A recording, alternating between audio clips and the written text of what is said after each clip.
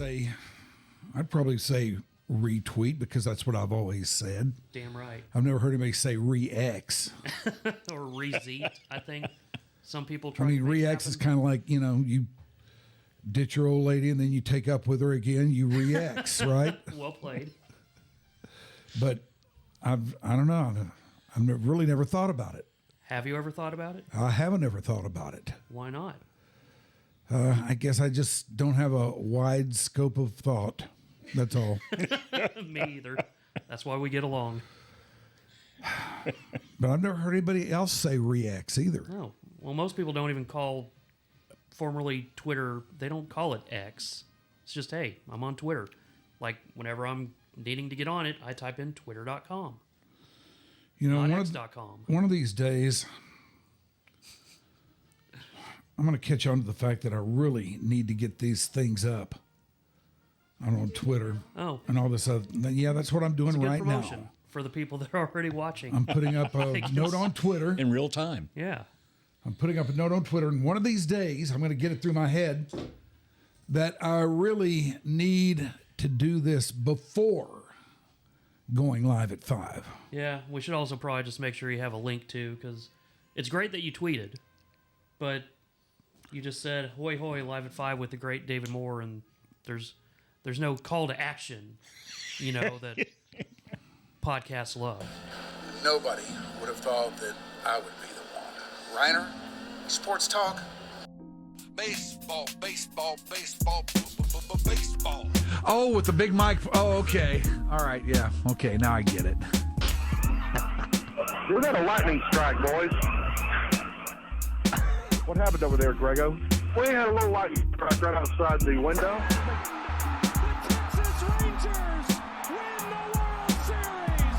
All right. Here's a tip for all these Americano League teams.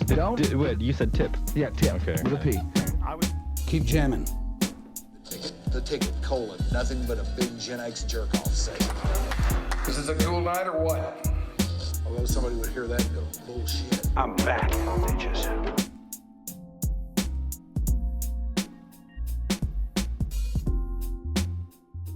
Well, I think that the fact that we're going live at 5 should be plenty call to action. It should be, and if you're following your dark companion, then It ought to be. You'd already know. Yeah, right. So it's a whole thing. Yeah, it's just another thing It's a vibe, as the kids say. It is a vibe. just another thing that I got to learn, that I got to worry about, and I got to learn. The whole time I'm doing it, I'll be sitting there thinking, no, wait a minute, am I doing this right? Yeah. Is this going to come off the way I want? Yeah. Am I clout maxing? And We don't know. it never does. And I never clout max. What is clout maxing anyway? I don't know. That's apparently become the latest thing is Really? action maxing with 2 X's. Oh, okay. Yeah. Now, see, I'm you would trying to know be this. hip. Shows I'm you're 40. serious about it. Yeah. I'm gotta not have the serious about extra anything. X. You would know this. I wouldn't. Yeah. That's why I like having you around because you're on top of stuff. Well, that's the nice thing about having a stepson that is pretty hip and with things, because that's where I learn all of it. It's from him. Yeah. Just using the phrase "hip and with things" Oh, lets that everyone set me know back. that Yeah. That you are you're a not cool hip. Still cat. 30 years behind, Yeah. no matter how hard I try. Oh, boy, this is your dark companion. Hi, everybody. We're live at 5. Once again, from here inside the nurturing biosphere of the mothership, it is me, it is Ashley, it is Shoopy, and it is also David Moore today. Yay. The great David Moore, our longtime pal from the Ranch Report on the ticket. And every time I think of his name or say his name, I always say, or I at least think of saying, because I did it for so long, of the Dallas Morning News. But he is not of the Dallas Morning News. No longer. Things change, Mike. They do. They do. People get older. I know they do. At least I do. Oh, believe me, I'm right there with you. When you sent the limo to pick me up and bring me over here today, I was thinking about when we bumped into each other randomly in the sportatorium when Los Lobos, I believe, were swung Yes. through Dallas and played. That's right. Back in their heyday. Just thinking about the music scene back then. Yes, that's right. Los Lobos at the Sportatorium. What a night that was. With y'all two together, that's a hell of a party. It was fun. Y'all were vibe maxing. Seen them many times since then. We were re-Xing. Yeah. Oh, y'all were Xing all right. I'm kidding. In fact, Los Lobos is probably up there near the top of bands I've seen the most. Really? Yeah. Yeah, the first time I saw them was the first time they played here, I think, when they were at Poor David's Pub, and it was snowy and it was icy. Their bus had broken down, but I was going to go up there and see it anyway without knowing anything about them. And probably about an hour late, an hour before or an hour after Downbeat would have been, they come walking through the front door. They're carrying guitars in no cases or anything like that. And they just got up there and tore the place up in that way that only they can. Man, and their peak. And they still swung by the Kessler, I think, about 4 years ago, maybe 5 years ago. I think they're on their way through here again. Are they? I think I think I saw something along those lines. But it's been a few years since they've been around. Like most bands out there, they just don't do it quite as much as they used to, for a myriad of reasons, I'm sure. Yeah. Not the least of which is the fact that, those guys aren't getting any younger. No. And the van traveling from one gig to another loses its allure probably when you're in your 60s like they are. Yeah, you kind of lose your feel for it, lose your vibe for it a little bit. You kind of think, okay, I've kind of... You still do it, you still get up for it, but maybe not every weekend. Yeah, I've kind of done this before, so I don't know. Maybe we should think about scaling back. But around here at YDC, we never scale back. No. We just get bigger. That's right. We just Play get harder. bigger and play harder. Now, do we play better? Nope. I don't know. Sometimes. Maybe not. Yeah. But we're always hustling. It's about the process. Yeah, Right. it's about It's the about process. being engaged in what it is you do. Stacking good shows on top of good shows. Right. Got to stack good shows on top of good shows. Oh. Yeah, we great. know that. Yeah. We know that. We didn't even need you to tell us that. Hey, We know it. You know who else is great? Who's that? The other David Moore. Yes. Who we finally are going to wish a happy birthday. Yes. Because his birthday was last week. And David, Oh, really? I believe you have We've Kinda- met, you met the other David I've Moore. met the other David Moore. the husband of our big boss lady, Yeah. Becca, who Becca is sick.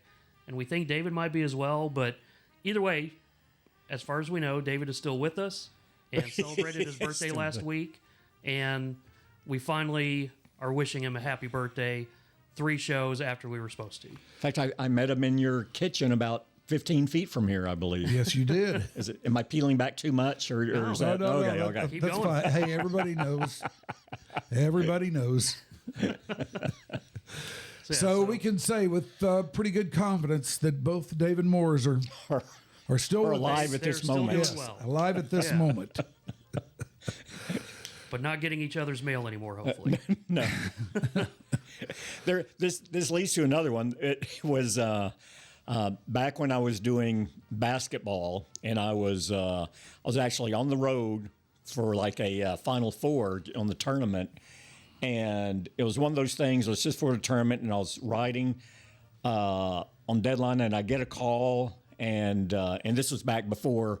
This tells you how back it was. Wasn't cell phones. It was a call in the hotel room. Yeah. So you pick it up, and I'm right in the middle, and I'm trying to get this in, and I'm distracted, and it's going, "Hey, honey, how you doing?" "Oh, good," and like carry on this whole conversation, and it's like, well, it's my wife, but I'm, it's like, it's a very awkward conversation, and then I hang up, and I went, That call wasn't for me. That must have been, there was like a basketball writer at USA Today called David Moore. And I was talking to his wife. Oh, wow. And I talked to him the next day, and she's going, yeah, she was very confused, but she said it didn't sound like me, but it was it was one of those, like she was distracted too. And we were both just kind of like talking, and it was like, something's not right here, but we're right in the middle of it. Yeah, neither one's ready to say, are you who I think you are? What do you mean? That's a David Moore story I haven't heard. I was going to say, I hadn't heard that either. Another David Moore story I haven't heard is this. Why are you not at the Dallas Morning News anymore? Nothing nefarious. Just tell us whatever you want about straight it. Down. No, I'm very open. It's love my time there. I think it's still how most people in the area identify me with what I do, if indeed I'm identifiable at all. But it was a point of, I'm in my upper 60s, had done a beat for a long, long time. When you look at I was in Dallas-Fort Worth sports for like 42 years is what it comes to. And a lot of that is covering a beat, whether it's covering the Mavericks, whether it's covering the Cowboys, whether it's covering the NBA overall. When I started out in Fort Worth, I actually started out covering this thing that was called the Southwest Conference. Oh, yes, I remember that. So back in the basketball heydays with Phi Slamma Jamma and all that. So it was great time during that period. But, especially in today's 24/7 media world, covering a beat, you have to be, if I may borrow a phrase from Jerry Jones, all in. And I know there's some debate over what all in means to Jerry and what it means to other people. I get that. But really, I mean, it is all consuming. And, I just can't tell you the number of dinners with family or, just trying to, hey, let's go to lunch with a friend that just get wiped out, like 2 seconds in, or you don't even make it there. And, never resented that. That came with the job. I mean, I love the relevance of being in the middle of things and hopefully being on the front edge of things, too, on where things were going. But it was just it seemed like the right time for me to go. And there were other good people at the Morning News who had been doing good work for a while. And, it was just, it made sense at the time. That story sounds very familiar. Plus, you want to leave before you get run out of town, right? Ideally. And in today's media climate, I don't care who you are. It can things happen. Can change dramatically. It can happen. And so I didn't want to. I mean, I invested so much time there and have such good memories of it and feelings. I didn't want it to be a contentious thing at the end or feel bitter or like, well, how could you treat me this way? Because no corporation really, they owe you a certain level of treatment on one level, but they are a corporation. Mm-hmm. I mean, I get the business realities, and it's just such a chaotic and tumultuous landscape in media right now. I still felt good about things. I still felt good about what I was doing. There were still some avenues for me to keep my hand in a little bit like I am now. So I just decided that was the best thing for me at that time. No, you did great over there, man. Oh, you were thanks, one of man. the true greats that they ever had over there. And one thing that I always talk about, and people may not know about you because you were on the Cowboys beat for so long, is this. I have never seen anybody toggle from one major beat to another as quickly and easily as I've seen David Moore toggle from football to basketball, from Cowboys to Mavericks. And that happened a couple times while you were there, didn't it? Yeah, it did. Yeah, and thanks. Love doing both. The kind of progression, if you will. My first 9 years in the market were at the Fort Worth Star-Telegram. And that's where I did, like I said, Southwest Conference basketball, TCU football, then went from there and did the Mavericks. Right when they started out. In fact, I did the Mavericks the first year they made the playoffs, the Moody game, the Moody Madness game. Right. I was there for that. Then did Cowboys for 2 years, the final 2 years of Tom Landry and the sale. Then I left and went to the Morning News, went back and did NBA and Mavericks for like the first 9 years or so, and then wound up back on the Cowboys after that. So, yeah, 2 tours of duty on the Mavericks and 2 different tours of duties actually 3 on the Cowboys.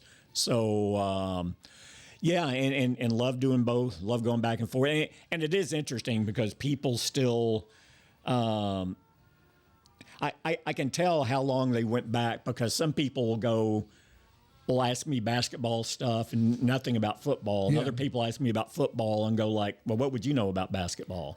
So it's just, I mean, it's, it just, the train keeps moving. You just keep going. Not everybody can do it though. I mean, most of the people I know and have known at the Morning News either did one thing or the other. They pick a lane and go. Yeah, I think, that's it. Or they don't stay with the beat writing aspect of it as long and then jump off to be a general columnist or a feature writer if you can. But yeah, you don't see a lot of the total immersion in one beat and another and going from one to another, unless it's a very young person who was really wanted to do one sport but just wanted to get in and get their foot in the door and then like are waiting for their chance to go to the other, But yeah, I mean, you look at Evan Grant, who's been there a long time now. He's a baseball guy. Yeah. Can't imagine him doing anything else. Normally you're one or you're not a dual threat, if you will. Yeah. Well, I feel like Evan's just trying to get in on the food beat now. Well, that's what he really wants. He would do that. He's trying to get Sarah Blaskovich kicked out of a job, which is very uncool. He would like that, I'll bet. I know he hates her. There's a lot of tension there. Oh, I know. We had him on, and you could cut it with a knife. Oh my gosh. Awful. Yeah, it created some pretty uncomfortable vibes when he was in here. But hey, Evan doesn't even cut with a knife anymore, though. He just kind of shoves it all in his mouth. He doesn't use utensils much. So, but David Moore lands on his feet. He reemerges. not just seemingly mere minutes after you stop noticing his byline in the Dallas Morning News. It's back. Tell us where you were back at and tell us how this came about. I am back at D Magazine. And this was, we're talking to some people, and actually I left the Morning News after the draft last year. So that would have been end of April, early May. And at that point, just wanted to step back and say, well, I certainly don't want to have the not only day-to-day, but hour-to-hour responsibilities of the Cowboys during a season. But I still feel connected to it. I still know people out there that I can call and get some information on that I think would be of value to consumers. So do I want to do that? And so I gave it some thought, and I determined I wanted to do that at kind of whatever level. And D Magazine was gracious enough to say, yeah, that'll be great. So write once a week for them during the season. We just kind of play it by ear out of season, but it factors in about 2 things a month with them, and still keep and do things with the ticket as well, which I enjoy very much. And so those 2 things, it still keeps me connected, but not the you have no life connection. Right. Not the grind. Yes. Not the grinding kind. Yeah. Well, that's good, man. That's great that you're still getting to do something. Yeah. No, like I said, I love it because I'm still fascinated by the sports personalities in the area, the ongoing conversations, the strategy of putting a team together. Why would you trade Micah? Why wouldn't how do you proceed now? Why did you ever do that? It is just such a beating heart of what Dallas is. Sports. It really is, and I think more so than a lot of places. This is true in other places as well, but this is a major city where most of its celebrities are really still sports figures, I would argue, and it's not that way in every city. But I do think Dallas is still kind of that way. I think they treat a lot of athletes here as kind of as royalty, and you've had some very high profile athletes come through here that have cut quite a figure for themselves. What did you think when they found out they'd traded Micah?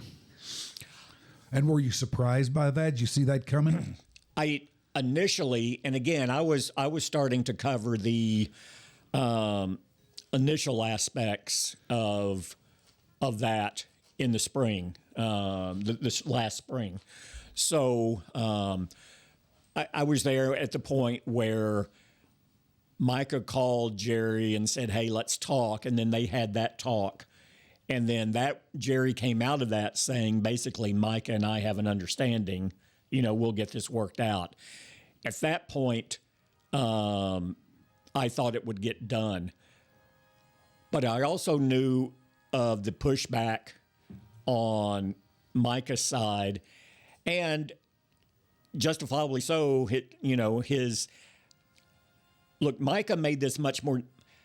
When Micah and Jerry Jones both went offline to talk directly and went offline from the standard procedure of how this was done, it introduced a different dynamic to it. Now it was basically, okay, you and I have a handshake agreement. We'll let Steven and your guy work this out, but we've got it. This is just the details now. And that set up an untenable dynamic in my mind in a lot of ways. And my belief is I think Jerry Jones knew he was doing it. And he knew that this could go wrong, but he thought this was the best way to accelerate it. Well, the longer it went on, and then Micah becomes convinced, hey, look, you shouldn't have done this. Do you still want me to represent you? Because if you still want me, this is David Mulligata, if you still want me to represent you, you've got to give me the power to represent you because I'm doing it in your best interest. What you did was not in your best interest. Now, are you going to back off and let me do this, or do you want to, proceed basically without me on this? And I think Micah realized in his exuberance that he had overstepped and was going to make this whole process more difficult. But then I think he felt that, okay, well, Jerry will understand that and kind of let me out of what we talked about. And Jerry was like, no. And Jerry very much went back old school, and it was like, and I think why they did have the handshake agreement. And you still listen to Micah. Micah doesn't say that didn't happen. And remember, and I know a lot of people jump on Jerry Jones for this, like, well, he knew that deal wasn't going to be binding. This isn't how you do work. Remember, Micah called him. Jerry didn't call Micah and say, hey, Micah, come into my office. I want to talk to you. Let's keep the agents. Let's keep Steven out of this. Let's talk. Micah called him and said, let's talk. Micah called him. In fact, he was flying back that day, I think from Abu Dhabi or something. And Jerry said, well, no, sleep. Well, let's do it the next day. Come over here, and they spent a couple of days together. But, in Jerry's mind, this is going back to, you can't tell me all the right things. Shake my hand the way I shook. This is all going back. I'm thinking of like Ocean's 11, like you shook Sinatra's hand. That means something. Well, Jerry shook Michael Irvin's hand. Michael shook the hand of all those guys, and they said, Jerry, we have a deal. So in Jerry's mind, when they shook, Micah was telling Jerry, we have a deal. And now it goes from, it's not just the monetary element of it. And I don't want to diminish that because he got more in Green Bay than what they were offering him here, clearly. But it was, well, you're not a man of your word?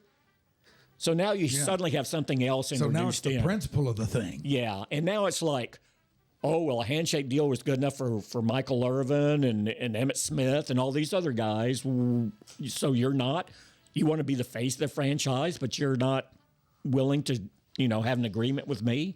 Remember, you came to me. So when it got to training camp, and he still hadn't been, in my mind, the rhetoric started changing in that first week. And while I wasn't there every day, I started saying, I can see him being traded now. So I really thought that first week in camp, and I don't remember what it was listening to it casually from afar, but either it wasn't the opening press conference, but within the first 3 days of camp, Jerry said something and Micah said something in different settings that I went, I don't know if they're going to be able to work through this. Now, at that point, you're still saying, well, he'll just keep them and force them to come back here for this year, and then you go from there, and you'll be traded. But no, within the first week of camp, I really felt this had gone horribly wrong for both sides, because Micah didn't want to leave either. He just did. I believe it. I mean, he loves and he appreciates everything that being a Cowboy means for a player's career. I believe that. And you can say, oh, you can get that anywhere. Look in the broadcast booth and tell me how many former Cowboys are in prime broadcasting positions compared to other athletes who are every bit as engaging, every bit as interesting, articulate, good communicators, still disproportionate Cowboys, and there's just more. But what they're not is former Cowboys. Exactly. And so Micah understands that, and Micah gets that. And Micah had a very successful podcast because of that as a player, So in some ways they're almost like too much alike, Jerry and Micah, And I think they both felt, well, yeah, but Jerry really likes me. And I think Jerry felt, oh, well, Micah really likes me, and I know he's a young guy. I don't want to he's a incredible talent.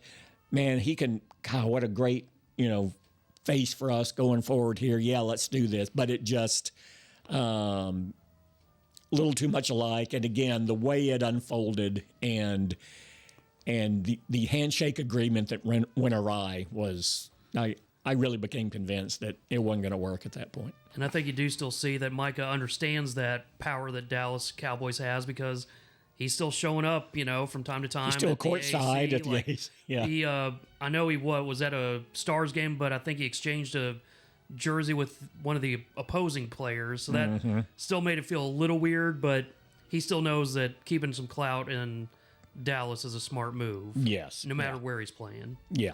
It still just seems to me, though, like, all of that notwithstanding and all of that being what it is, it still seems to me that there was a path, however finite, in there somewhere for this to be worked out. And Jerry will say this isn't true. A lot of people said, and in fact, initially I was going like, the thing is here, Jerry has many phrases, right? I mean, we used every Jerry phrase. One or two. Don't let your money get mad. Yeah. And I know a lot of people on the outside believe that Jerry let his money get mad in these negotiations with Parsons. He will tell you he did not. That this is a guy, when you look me in the eye and say, I'm going to do this, and then the moment you're out of the room, it's like you forgot the whole thing happened. I have a problem with that, especially a guy at your level. And so I think at that point, Jerry was more willing to look at the options for Micah Parsons. Now, so I don't believe his money got mad, but I believe he started going. I think Jerry sees a little bit more of the value, and when you listen to him talk about the older days with the Irvins and Aikmans and Emmitt Smith and everything. You also hear him, I think, you hear him a little bit more talk about the importance of leadership that goes beyond just a great talent. I think Jerry's always swayed by talent, and I think every sports team runs into this, and I think it hurts more. You see it more in basketball than any other sport, because if your best player is not a true leader, I think it's very difficult.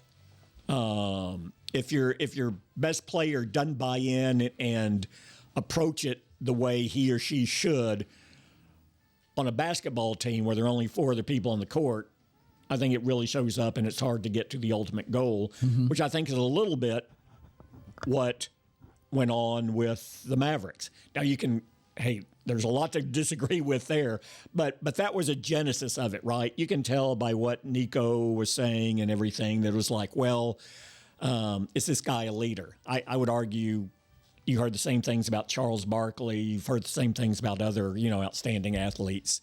And again, at 24. But I think Jerry, as he's gotten older and he's looked at what this team has not done for so long, I think he's looking at, well, what is different now than what then? And I think he looks at the overall commitment of the players he's paying the top money to. That's the other reason I think, look, Jerry brought it all on himself, and then he doubled down, tripled down, and quadrupled on the whole all-in thing. And what Jerry meant when he was saying all-in was, you know what? I'm going to make Dak Prescott and CeeDee Lamb either the highest paid or among the top 2 to 3 highest paid players at their position, with the understanding that that's going to leave us short in other areas. And so you're going to have to make up for what we lack in depth. You're going to have to lead us back there. And I've determined by paying you this money that you're the players we can get there with, but you have to perform in every postseason game going forward. We don't have you don't have the latitude to have a 1 for 12 game for CeeDee Lamb, or Dak. You can't have these horrible first halves you've had, before you rally in the second. And so I think when Jerry committed and paid them the contracts, he was saying, look, stars win in this league. You're my stars. I'm paying you like stars, but now you have to deal with everything else that goes with that. So I think that's where there's been a change in Jerry over the last 3 years or so, in my mind. Is this a change for the better or the worse, or how do you read it? Well, that was also a very long-winded way of getting into. That's why I think another reason he was willing to let Micah Parsons go, because I think he felt that Micah didn't have the same leadership and commitment to leadership, even though he talked about it a lot. I can also tell you Micah talked about it a lot, but the guys in the locker room were rolling their eyes when they heard Micah say all this stuff. Micah knew what to say. Yeah. And it all makes sense. It wasn't there in his actions. Somebody was going, okay. Yeah. And again, I don't want to make too much of that either, because you win with great players. And he wasn't disruptive in the locker room. He doesn't, I would argue keeping Mike, in fact, it would have been preferable to keep Mike up, because, you're Dak Prescott. You have other leaders in that room. Yeah. I think Tyler Smith is another. I mean, you have guys who have that strong leadership core. As long as you have enough of them, you're fine, because Micah is not a confrontational guy. He was not a guy that wouldn't want to go along or cause any problems in the locker room or not work.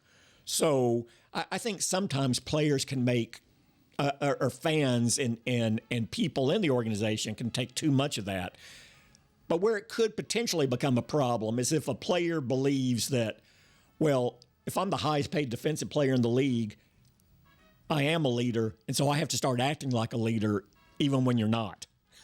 And then you say things about guys, and then that becomes an issue. Yeah. So I think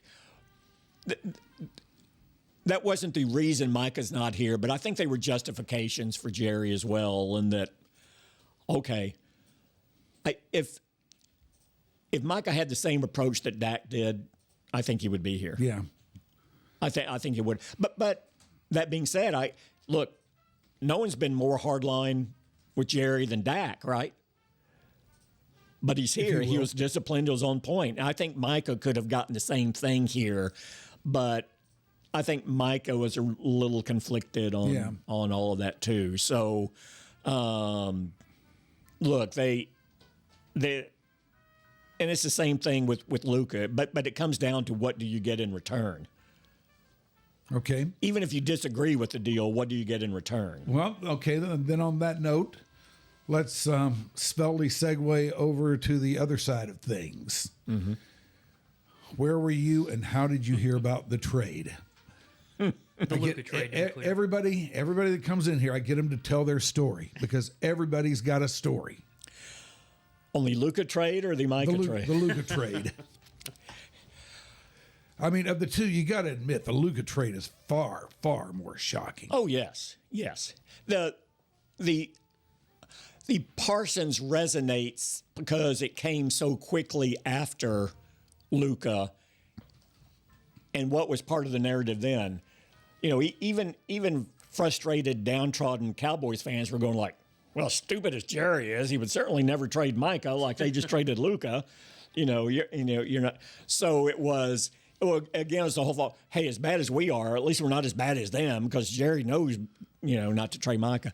But on Luka, that was a late Saturday evening. I usually stay up fairly late. That night, I did not stay up because I was leaving for the Super Bowl the next day in New Orleans.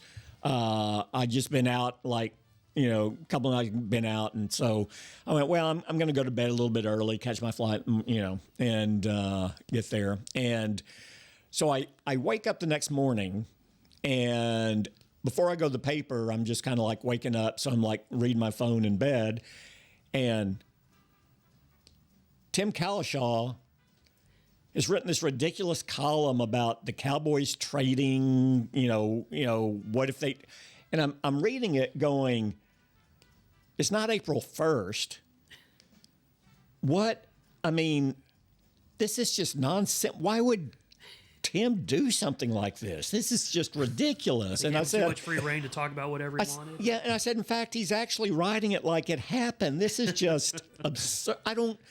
And I went back and I read the top again, and it's like, what is he trying to get out here? This just doesn't make sense. This is out of the blue. And then I'm going, well, wait. So then I start checking my timeline, and from 11:45 or 12 Saturday night on, it was just like, what in the world? So it's like, it was so ludicrous to me. I really thought, and look, I often think Tim's an idiot. And tell him so. So that's no surprise. But in fact, I told Tim that, and he loved that. But it was just so out of the pale. And then you just don't do that. You just don't do that with a generational player. And I understand some of the issues there. And look, I also understand that a lot of times we just see the tip of the iceberg. Working with someone on a daily basis and how they commit and don't commit and some other thing.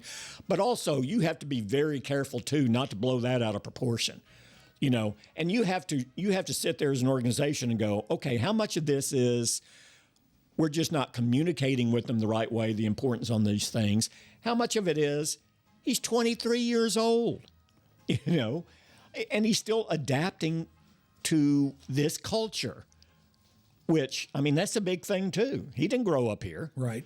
There are a lot of different factors, and when you see it daily, I think some small things can become large things. But to come to the point where a guy that had gotten a team that had no right to be in the conference finals to the conference finals, and then to come back and get a team to the NBA finals that no one projected would go to the NBA finals in that year, to do that in a 2 out of a 3 year period at that stage of his career, you got to hit a home run coming out of that. You can't just do you can't do an older guy. Look, and Anthony Davis is an outstanding player, but the injury issues, and at that age, it was just inconceivable. Yeah, you can't. I mean, you that you don't come out of that with at least 2 starters immediately and 3 to 4 draft picks. Yeah, you don't trade it for one guy in 2 parts. No, and they got, and this is minimized because they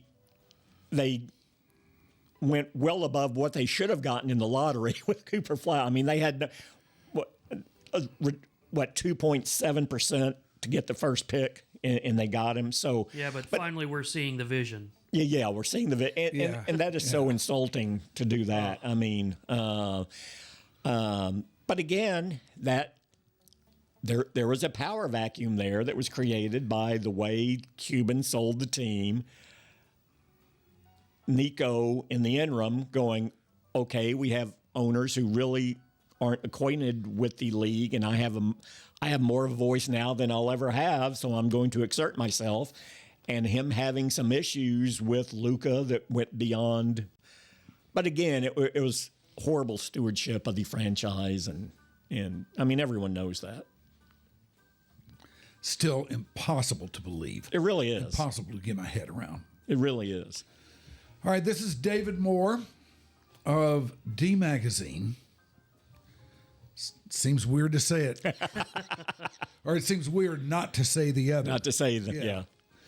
And we'll have a little bit more with David here in just a bit. But right now, it is time to stop down for the dreaded and feared mid-show read. You'll be fine. Yeah. You know, you don't have to get involved in this. Okay. If you need to go to the little boy's room, it's right around the corner here. But I'm holding in my hand here something from the CBD House of Healing. Now, if you are a true YDC P1, you know what the CBD House of Healing is all about. I hope there's a greater than 0 chance that you've been over there to find out for yourself. But this that I have here is full spectrum salve stick. Now you might be saying, okay, well, what do you do with that? Well, what you do with that is you make yourself feel better. If you're roaming around this world in pain, this works. Rub a little bit of this on it, and I don't know if it'll get rid of it, but it'll make it feel better. And if you're roaming around this world in pain, wouldn't that be something you'd kind of like to feel a little bit better?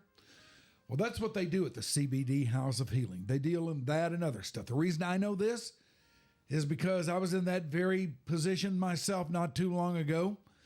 I went over there and said, what do you got? They gave me some stuff. Among the stuff they gave me is this. And I put it on there, and it worked. It did what it's supposed to do. It made me feel better. Now, if they'll do that for me, they will do it for you. So if you're roaming around this world in pain, there's no need for that, man. Go to the CBD House of Healing. Talk to their owner. She is a registered nurse. She approaches this from a purely medicinal standpoint, and she will give you stuff to make you feel better. And you will appreciate the fact that you walk through those doors. You'll appreciate her. You'll appreciate the whole CBD scene, which you may not be terribly familiar with. Well, there's no better way for you to get familiar with it than go to the CBD House of Healing. They are located and on Plano Road at Northwest Highway in the northeast quadrant of that burgeoning intersection. Stop by, tell them about it. Tell them you heard about it from us here at Little YDC. And start your healing process at the CBD House of Healing. Is that all right? Yeah, let's get back to talking to David, damn it. Let's get back talking to David. He's just been antsy this whole time. Because he hasn't gotten his microphone time. He's in his element. He is. I mean, if just for this space and time, he's back at his element. Damn right. Well, why do you think Jerry won't deal with agents? I mean, you mentioned David Mulugeta, who is Micah Parsons' agent. Mm-hmm. Now, as I understand, you may know him. I don't. But from everything I've heard and read, he is one of the more prominent agents out there. Very professional, very good. That's what I've heard. Yeah. He's very credible. He's a no-nonsense guy. And, you know, when he tells you he'll do something, he's going to do it. Mm-hmm. Yeah, I think it's the division of power out at the Star. I mean, Steven does the contracts, and he's the one that, and again, I know people were shocked last year when Jerry said, "Why, I don't even know who his agent is," which the hyperbole and keep saying it became insulting to David Mulugheta. If not Mulugheta personally, it certainly created an insulting perception among the fan base and those like, well, why would you say that? And look, Mulugheta deserves to be treated with more respect than what Jerry's comments indicated in a public setting. I got to tell you, man, that surprised the hell out of me too. Yeah. Well, but the practicality of it is he doesn't get down and negotiate the contracts anymore. He signs off on the contracts. He knows what Steven's doing. He knows what Todd Williams, which is another one of their negotiators that works on the different levels and does the contracts. He has people in place who do the contracts now and deal with the agents, so he doesn't deal with the agents much anymore. Now, Jerry's always going to sign off. He's always fully apprised of where negotiations are. They certainly talk about what is our ceiling for a player, what is our floor. Okay, this is what they want. We can't do the deal. Are we going to do this? I mean, no contract is signed without Jerry signing off on it and saying, sure, I agree with this. Mm-hmm. But the nuts and bolts of doing it, I mean, Jerry's got a fight to promote. He's got an F1 race or whatever to, run through the streets of Arlington. He's got the World Cup. I mean, he's a true CEO. He's not the on the grounds operational guy anymore. But this is always, I think, why people have a misperception a little bit of what's going on. Jerry does very little of the day-to-day stuff, very little. But like anyone who runs an organization, I think a lot of people run their organizations this way. They don't do the day-to-day, but they can walk into the office one day and say, hey, you're going to do that, Yeah. Yeah. Grubes, what are you doing, Grubes? You don't do that anymore. You do this. Okay. Exactly. But if your star player is flying into town specifically to meet with you and essentially hammer out a deal, then Jerry's not going to be pleased when all of a sudden it's like, well, just kidding, talk to my agent instead, LOL. Yeah. But see, and again, that's where I think I don't think Micah would have thought this through, and why should he? He hired somebody to think it through for him, and he circumvented it. But I think Jerry's whatever you say about Jerry, it's hard to say he's not a savvy negotiator. Now, you can disagree with his tactics, you can disagree with how he goes about things, but the man has been in on more multi-million-dollar deals than most people can even think of. He's going to find that glory hole. Yeah, yes, he is, in all aspects of life. So, to him, it was.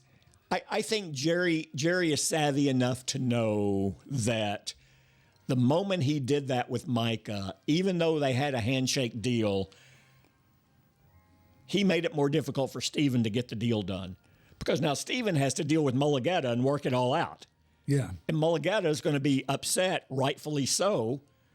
And even so what? So Steven's going to come back and go, well, hey, look, Micah called Jerry. Mulugheta's going to go, so what? That's not going to fly. You have no contract unless it goes through me. So don't give me that. So, but now you've just everything trickles down, right? So it just trickles down. Steven and Mulugheta had to deal with this. And I think it was just very difficult for them to work through. Could all this have been avoided at any point? I think it would have been delayed until this year. I think it would have been handled differently. I think he would have played last year. I mean, what option did he have unless they moved him?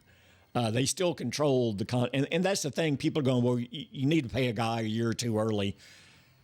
Contractually, you don't, I mean, and if you have a problem with that, take it up with take it up with your union, which collectively bargains that into every deal you ever do. And work under a different owner that seems to take his deals to the absolute end of an offseason. Yeah.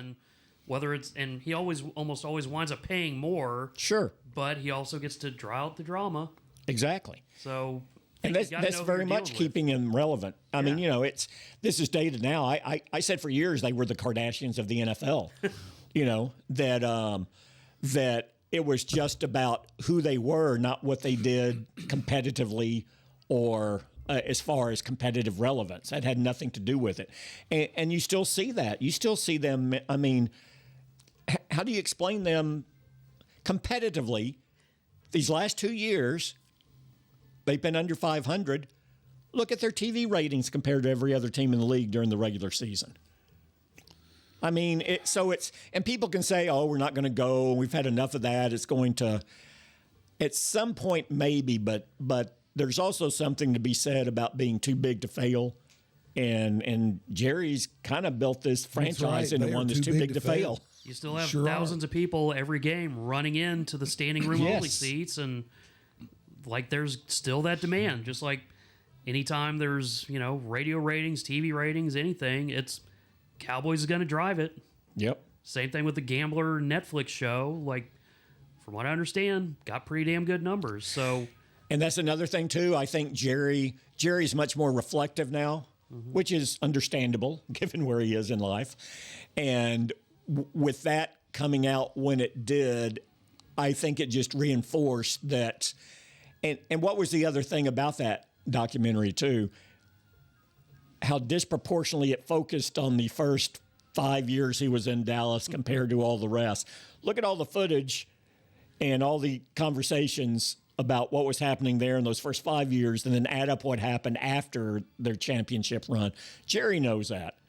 And so I think Jerry being in a more reflective mood, to me, this is the friction in Jerry and turning the franchise over to his children going forward when he's no longer here, is that, and he has for a long time, their roles are very well defined. Stephen, Jerry Jr., and Charlotte. Their roles are very well defined. They work well together. They know each other's area and don't overstep. You know, and they all have a professional respect for each other in addition to the family ties, in my mind. But I think Jerry looks at it and goes, okay, I know they're in place. When I'm gone, they're going to be able to run it however they want, and they can work it all out, you know. But I think Jerry's going, well, okay, I prepared them to do this, but for 30 years now, we haven't gotten back to where we were before. And do I want to go out compromising how I think it should be done, or do I want to assert myself more here at the end to get this thing back, to get another one before I turn it back over? And I think that is kind of where we are, and where is Jerry Jones on his management style right now. Because he still wants to get, 4 more Super Bowls to. Well, he's going to have to stay around a while to pass Kraft, yes. Unless he takes the 2 that Tex Schramm got, then he can add those and say he's tied with one more. So, all right. So, armed with that information and against that backdrop, and looking at it from a football standpoint, where are we?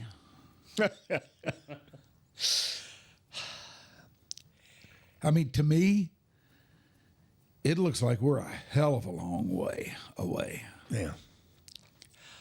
You know, you look at other teams have been able to go from, I mean, Jacksonville's the latest example, right? Mm-hmm. Now, they were down in the valley a long time, although I think they do have gone deeper in the playoffs in the last 30 years than Dallas has. But, you know, they jump up. It's not unusual. Chicago, look how bad they were. You see a lot of 3 and 4 win teams that jump up pretty quick. Mm-hmm. To me, I think that's why Cowboys fans are so frustrated, and should be. There have been 2 or 3 times that's happened with the Cowboys, but they didn't. They jumped up, and their window was open right then, and they weren't able to do it. I mean, the first year with Dak and Zeke and that team, and Tony Romo going out and them winning, you know, being the number one seed, winning 13 games. I mean, that's when you have to strike. And what happens, you find yourself down in the first half and you can't break through. Every other team that's gone through, I don't think there's been another team over the last 15 years that's been the number one seed twice, which Dallas has been, and not won a playoff game. So they've been in position to do it, but they don't have postseason success. So I really think they're closer than what it feels like. I think fans feel the scar tissue and the accumulative effect of 30 years of failures versus, well, you're just right there. And as good as this offense is, and that's the other thing in the past, sometimes they've taken a step back in their area of strength to address their other area. You know, I think they've had some good offenses, and then they've let some guys go because they go, we got to balance this team and be better on defense. But I think it's a 2-year proposition. I don't think this year, but I think next year they should be in the position to compete and come out of the NFC again. I really do. But I say that understanding there have been about 3 times in the last 15 years you can make that same argument. It just seems to never end. It doesn't, and that's why it's hard to argue it will, right? Yeah. I mean, it just seems like it's fallen onto this cycle that it just can't get out of now. Yeah, and that could be. It's interesting. San Francisco's championship drought is just as long, but you look at them differently, right? Yeah, you do. But the ultimate is they're in the same position. Now, you think they're closer because they've gotten there more. Mm-hmm. And yeah, that's it. You have to keep putting yourself back in those situations. And to me, that's what Dallas hadn't done. They've been, Garrett was here 9.5 years. They never went to postseason back-to-back years. At least with McCarthy, they were in the playoffs 3 straight years. Now, what happened was, arguably the worst postseason performance in Cowboys history came at the end of their 3 years, and then that blew the whole thing up. Yeah.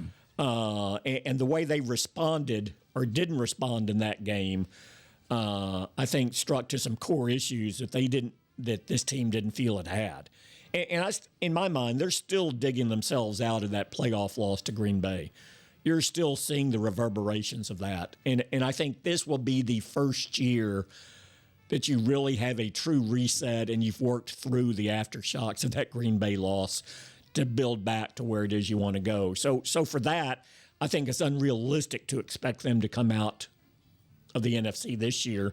But another year of free agency in the draft, and if they hit on some good young defensive players, they should be right there in 2 years, I would think. How'd you feel about the work of Shoddy? I think he's good. I think he got, I hate to say something of a pass last year, but I think the defense was so bad in trading Micah that he didn't have the same level of scrutiny on the job he did that other first-year coaches have done because, well, what do you expect? Jerry pulled the rug out from under him right from the start.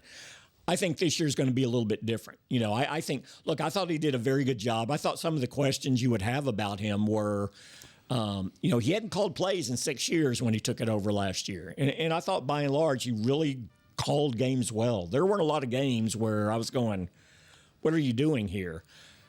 But also what happened as the year went along, I think the defense was so bad, he allowed it to impact his play calling negatively. And then I think he got into some bad habits as the season went along too. Yeah. So they've got to offer some resistance on the defensive side of the ball. I think this year will be a much more accurate gauge of what you have in Brian Schottenheimer as the head coach. Do you like the things they've done to fix the defense so far? Yes, but I also say that from the standpoint that how could they not get better defensively? And really they were in the position, and this is a huge indictment. They were in the position of any move they make is going to upgrade them. Yeah. Now I know some people are saying I know a lot of people are saying, well, yeah, but you traded Osa for a third, and that is legitimate.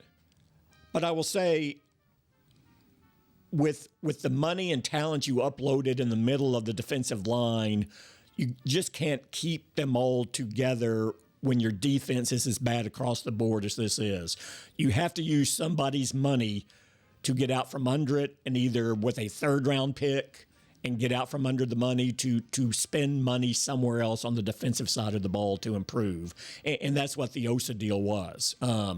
Now, you look up 2 years from now and Kenny Clark's not here, and basically what they did was they get out from under Osa, but they also know they're going to have to pay that Osa money over to Quinnen Williams, to extend him. Right. But I will say from more the people I've talked to and just what I know, the Quinnen Williams is the type of guy you want leading a defense, that mentality, that approach, that going after it.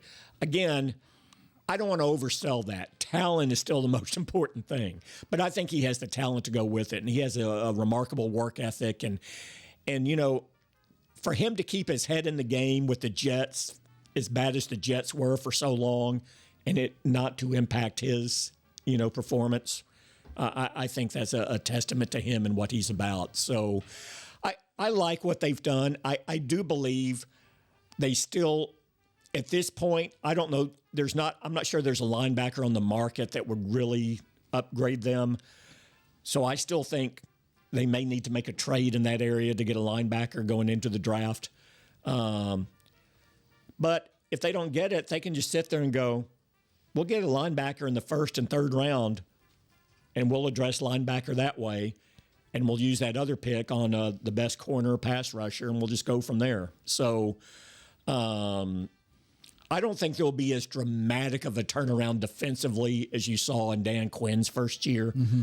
But, I mean, how can they not be better? Yeah, it's got to be better. I mean, it's relative, right? Yeah. It's just, Well, David, I can't think of a better way to wrap things up here with you today than by doing something I know you're going to like. Okay. And that is viewer questions. Yay. And with viewer questions, the viewer questions segment of the presentation today, here's Shoopy. Oh, I thought you were going to try to name a sponsor or something. Let's see. From Waj Riz, I believe is his name. What do you believe is Jerry's biggest regret as owner and GM? And would he ever admit to one? Jerry admits to them after the fact. He really admits to a lot, which gives them, I think, some cover. I think that trick's run out, though, too. I think people are less. But, he still says moving on from Chan Gailey after 2 years is one of his biggest mistakes.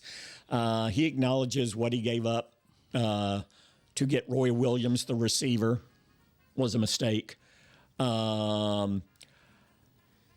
At some point, it'll be interesting to see if he says Micah's mistake. That's what I'll be interested to find out down the road. It's too fresh right now for him to say that, but let's see what he says a year and a half from now on Micah. I think that's one to watch too, for sure. Yeah. I mean, I think that has the chances of outrunning all the rest of those. Maybe all the rest of those put together. Mm-hmm. Yeah, will he admit that his ego might have gotten in the way a little too much and he was being too proud? What's his deal? What is his deal? Yeah. And very quickly, just to answer I think a lot of people go like, well, how could Jerry not say that Jimmy Johnson was his biggest regret? And I would say because that was an equal separation. Jimmy wanted to go too, and that's and because he's still here, and because of the things he said, Jerry bears the brunt of that broke up, but it was going to break up. If Jerry hadn't have broken it up, Jimmy would have broken it up, and I think they were just both. They were on a collision course. All right, Shelby asks, if David was stranded on an island, which 4 past or present Cowboys players would he choose to join him? Well, I guess the key would be thinking about survival and entertainment, right? So, yeah. So I'm going 2 and 2, I guess, here. So, wow. There have been a lot of, like, really wonderful guys covered through the years. I'm trying to think. All right, who are the ones you've enjoyed the most? Just look at it from that standpoint. Well, I think Michael Irvin, from an entertainment standpoint, It'd be 100%. yeah, he's up there. From a survival standpoint, probably 0. Yeah, for your survival. Yeah. You'll need someone Trying to else. keep up with him. And if you're on an island, as fun as he is, you don't want like that constant level, do you? You need a little. No. You need a little break at some Take point. the A edge little off. downtime. I mean, look, I mean, Troy's pretty smart. He can figure. I think he would have some survival skills to him about how to figure out and do some things. You got to go with one of the offensive or defensive linemen to keep you for the survival thing. Stebnowski, maybe? Well, and he would qualify for entertainment too. I think Yeah. at one point he would certainly know how to maybe grow some things that you could use on the island. He would. He's into the natural lifestyle, you could say. You know, Darren Woodson, Jason Witten. I got to think they're on the island there. Troy would be there. I tell you, Dak is a wonderful person in every respect. But still, you got to have a kick-ass guy to get through and do all the heavy lifting, right? You got to have somebody build stuff. So that's got to be. God, that's got to be. I tell you what, he wouldn't talk much, but he would just do a lot of work.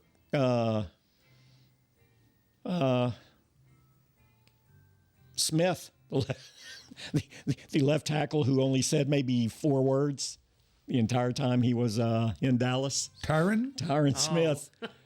He would get the work done, man. He would do it. Okay, fair enough. That's a pretty damn good list. All right, there I you think go. David might survive after all. Oh, I couldn't do it on my own, so I Yeah. need. Last question. Larry asks, are we at a point where the compensation for being a local network / radio beat reporter is the same as I should have proofread this, is doing the same as a podcaster, YouTuber, online blogger? Basically, how close are those worlds to meeting each other now? Like the old school versus the new. Yeah. It's really tough to say because it's all. We were talking about this a little before the show. It's just all so fragmented now. I mean, you can be completely independent, and as long as you get the numbers, you're going to make more than some of the people who cover the team now. But it's also. It's what's the content you provide. Is it all opinion or is it based on what the internal thinking is? You know, I still find, I mean, people just get outraged at me when I would say what the Cowboys were thinking or how they were going to approach an issue.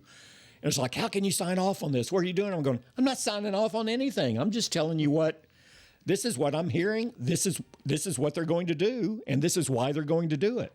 Yeah, when you're actually on the beat versus reading other beat reporters' stories, I guess. Yeah, but because, again, each level of aggregation, you get farther away from the story, right? And so it gets to how much really unique, insightful comment or insight you can bring versus just commenting on what somebody else knows is going on. Yeah. So it depends on what you want. But look, I've also said this.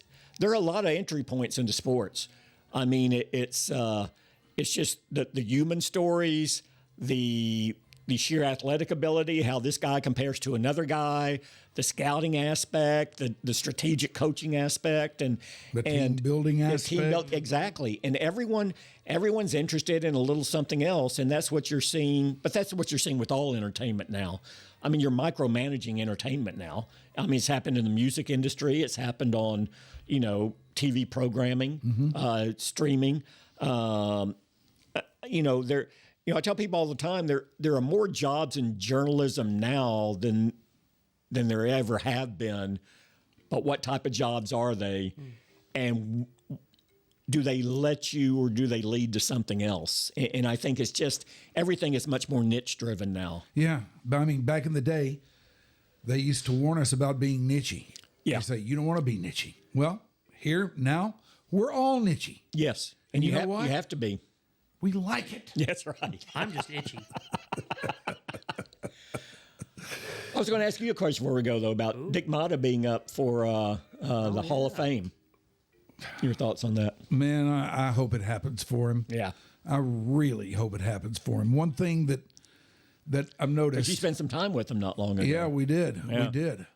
And one thing that I've noticed about him is that everybody that I've ever talked to that was around then, especially as players, they all think the world of him. Yeah. I mean, I don't know what it was like when he was coaching them, I mean, I think I know one who really didn't like him at all. Mm-hmm. But now that guy, and you know who I'm talking about. Yes, I do. is the one who is quicker than anybody to stand up and say, man, I wouldn't have been the player I was if I hadn't have run into him. And that's it. It's the daily, when you're in the middle of it, he would drive them crazy. And you would hear, I can't tell you how many players I heard complain about Dick, and he did this and he did that. All of them respect him and his knowledge of the game and his concept of putting together the offense, especially in the team, and how he had them play. I know we're running out of time here, but I have we got all the time in the world. I have many Dick stories, but one was great. It was on a road trip, and they were it was in Washington, where he did win a title, and that's the other thing to me. He's actually a guy people point to his overall record, but he's won a championship.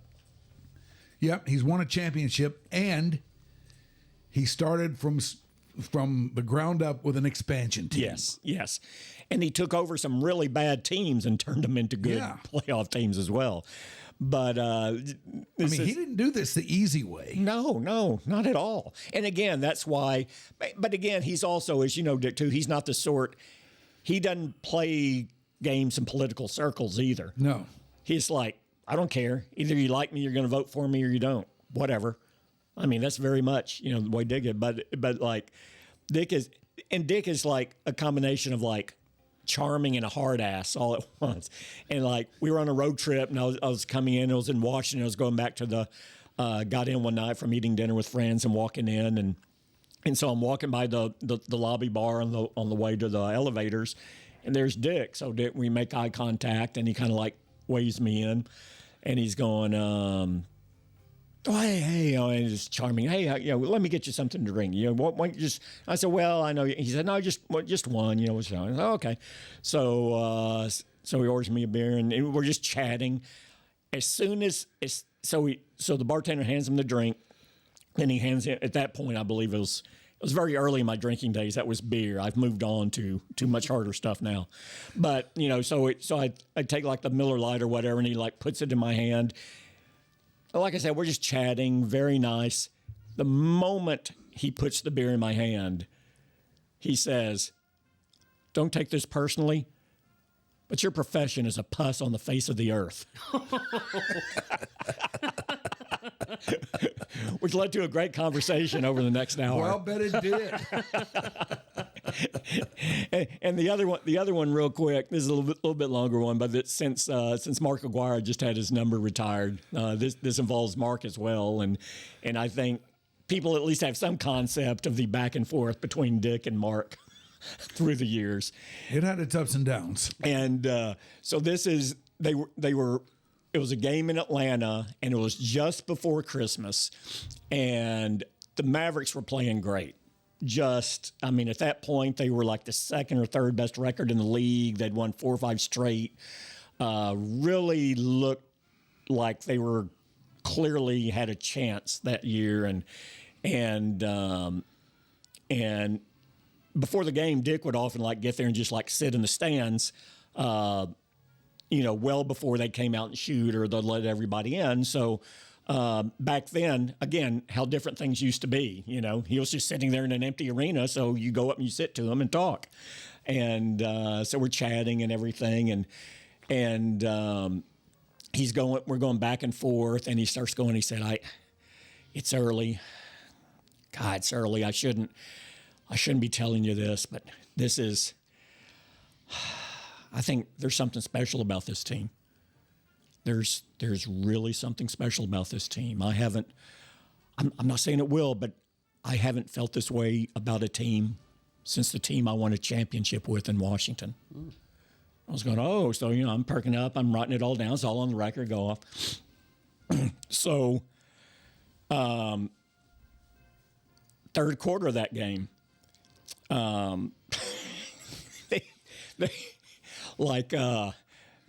there's a big scrum under the basket.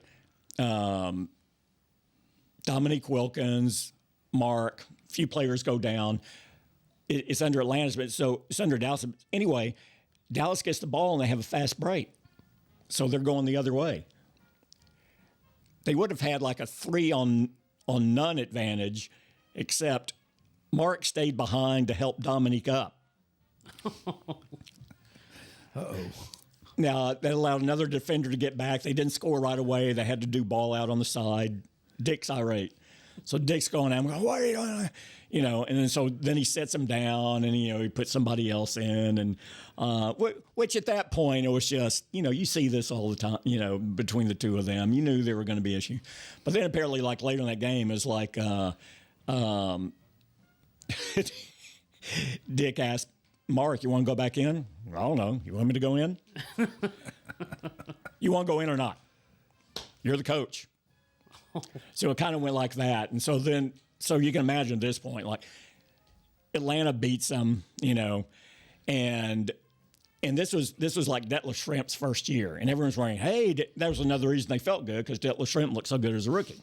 And so he plays Detlef Schrempf the rest of the game in Mark's spot. So after the game, they lose, and Dick, when Dick's mad, you've seen it's just like beet red. So his head's beet red, and he's in there, and so he's going through answering the group and everything, and just before the locker room opens, you hear singing, and this was where the Atlanta locker rooms were so bad back then. The players had to leave the locker room to go take a shower down the hall. So they would like come out with their towels wrapped around them and go down the hall. So you hear just like a horrible loss, dead silence. All of a sudden you hear singing. Mark singing after a loss, and then comes out and he's walking and saying, hey, I'll talk to you guys after I shower, and goes and showers. And, so go in the locker room. Dick is 1-2 word answers. Mark comes back and talks and all this stuff. And then, so anyway, everyone's kind of leaving the locker room, and I was young and kind of a smart ass, and I couldn't help myself. And so I go back in, and Dick's just standing there, and he's just stomping his feet, and he's just there. And, he's like wadding up the box score in his hand. And I said, hey, Dick. He's going, what do you want? And I said, I just have one more question. He went, yeah. And I said, you still have that special feeling about this team? Oh, God. I played a hunch that he would actually, and he looks at me, and he's like gritting, and he said, it must have been gas. And he walks out.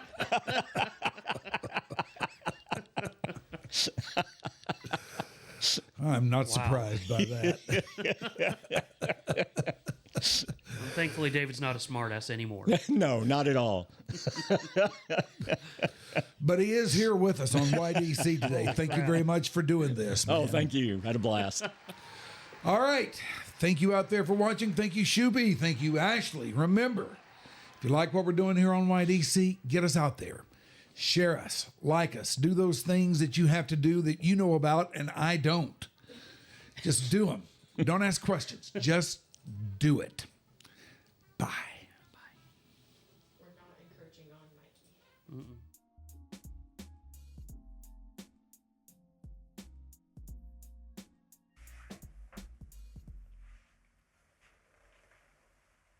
All right. I'm gonna go take my pants off.